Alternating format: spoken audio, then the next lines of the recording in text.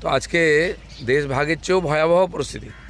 বাংলাদেশ থেকে হিন্দুরা পালিয়ে আসছে অত্যাচারের ভয়ে পশ্চিমবাংলা, এটা ঠিক আছে, কিন্তু মুর্শিদাবাদের হিন্দুরা পালিয়ে যাচ্ছে অত্যাচারের ভয়ে মুর্শিদাবাদ ছেড়ে অন্য জেলায়। এটা অভিনব। আর ভারতবর্ষে এটা আমরা কল্পনা করতে পারি না।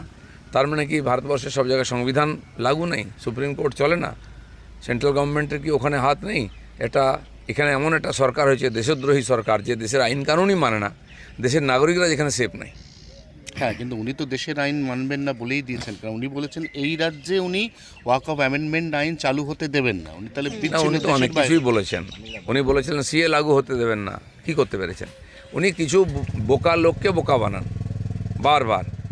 আমরা ডিমন্ডিশন হতে দেবো না, আমরা 370 ধারা হতে দেবো না, হাঁটাতে দেবো না, 3 তালাক হাঁটাতে দেবো না, সব বলেছেন উনি। এখনও সেই কথাই বলে। ওনার কিচ্ছু করার ক্ষমতা নেই।